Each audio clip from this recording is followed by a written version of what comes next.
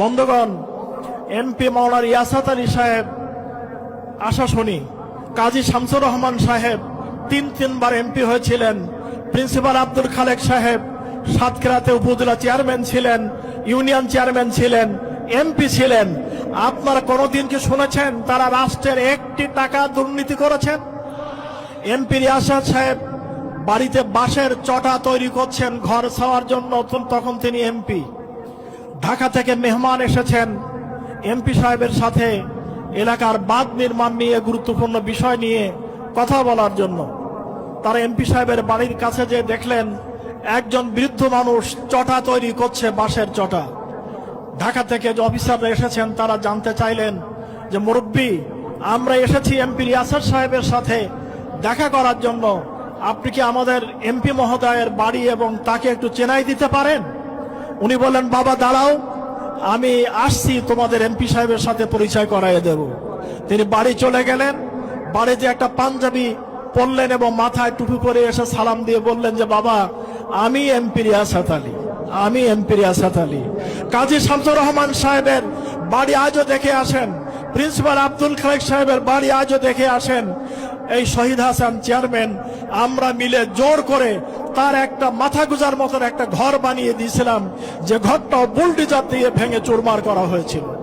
অতএব বাংলাদেশের দুইজন মন্ত্রী তিনটা মন্ত্রণালয় চালিয়েছেন, তারা 2 টাকার দুর্নীতি করেছেন। এ পর্যন্ত আমাদের শত্রুপক্ষ কেউ কোনোদিন বলতে পারে নাই। আমাদের এমপিদের ব্যাপারে কোনো বক্তব্য নাই।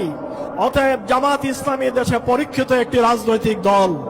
এবার শুধু আমরা নই, বরং আমাদের সাথে আরো 8টি ইসলামিক রাজনৈতিক দলকে সাথে নিয়ে আমরা বাংলাদেশের দুঃখী মানুষের ভাগ্যের পরিবর্তন ঘটাতে চাই আল কোরআনুল কারীমের আইন বাস্তবায়নের মাধ্যমে। আমি ভোমরার এই লাখো জনতাকে, জনসমুদ্রকে আমার পক্ষ থেকে আন্তরিক ধন্যবাদ জানাচ্ছি এবং আপনাদের কাছে দোয়া কামনা করছি। আমি কোনো যশের জন্য, খ্যাতির জন্য, কোনো প্রশংসার জন্য, কোনো সাহেব হওয়ার জন্য আমি এখানে দাঁড়াইনি। আমি কান্নাকাটি করেছিলাম যে আমাকে এখান থেকে মুক্তি দেওয়া হোক, কিন্তু সংগঠন, জনগণ আমার পরে এই আমানত চাপিয়ে দিয়েছে। অতএব আপনারা আমার জন্য দোয়া করবেন। আমি ইতিমধ্যেই সিদ্ধান্ত নিয়েছি, যেহেতু আমি আপনাদের প্রার্থী, আমার সম্পর্কে আপনাদের জানার অধিকার আছে। আমি ইতিমধ্যে আমার আব্বা এবং আমার আম্মার পক্ষ থেকে পাওয়া যেটুকু সামান্য সম্পদ আমার ভাগে এসেছিল, আমার বোনদের ফারাইজের অংশ দেওয়ার পর আমি এই অংশটি আজ 15 বছর যাবৎ সাদকা করে দিয়েছি। সব জায়গা জমিগুলো দান করে দিয়েছি, শুধু ভিটা বাড়িটা রেখেছি। আল্লাহ রাব্বুল আলামিন যদি আপনাদের দোয়া এবং মেহেরবানিতে, আপনাদের সমর্থনে যদি আমাকে পার্লামেন্টে কবুল করেন, তাহলে পার্লামেন্টের একজন এমপির জন্য যে ভাতা, ডাল ভাত খাওয়ার মতন সামান্য পয়সা রেখে, বা আমার শিক্ষকতার জীবনের ভাতার এই পয়সাটুকু ব্যবহার করে বাকি সম্পদ আমি সম্পূর্ণ গরিব, দুঃখী, বঞ্চিত, বেকার যুবকদের জন্য দান করে দিয়ে দিতে চাই। অতএব আমি জীবনকে এই কাজের জন্য নিয়ে এসেছি। আল্লাহ রাব্বুল আলামিন যেন আমাকে ইবাদত হিসাবে এটাকে গ্রহণ করেন, ইবাদত হিসাবে যেন আল্লাহ রাব্বুল আলামিন আমাকে কবুল করেন। অনেক অমুসলিম ভাই এসেছেন, অনেক দাদারা এসেছেন।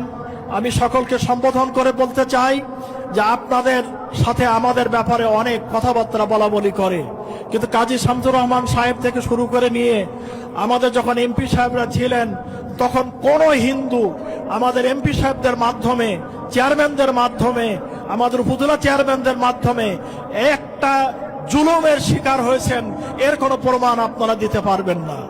বরং হাজার প্রমাণ আছে যে আপনাদের পাশে আমরা দুর্দিনে দুঃসময় দাঁড়িয়েছি। যেদিন ভারতে বাবরি মসজিদ ভাঙা হলো, সেদিন আমি ভাবলাম আবাদারহাটের জোড়া মন্দির হয়তোবা মুসলমানরা এটা ভেঙে দিতে পারে।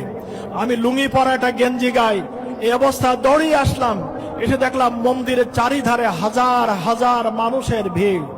আমি লাইটের সামনে নিজেকে হাত উঁচু করে দাঁড়িয়ে বললাম যে এই মন্দির যদি আপনারা ইট ভাঙতে চান, তাহলে এই মন্দির ভাঙার আগে আপনারা আমাকে মেরে ফেলতে হবে। আমি জীবিত থাকতে এই মন্দির গায়ে হাত দিতে দেব না। তারা ইন্ডিয়ায় আঘাত করেছে, ইন্ডিয়ায় তার বিচার হবে, তার জন্য বাংলাদেশের মন্দির ভাঙতে হবে, এর কোনো অধিকার আমাদের জন্য নাই।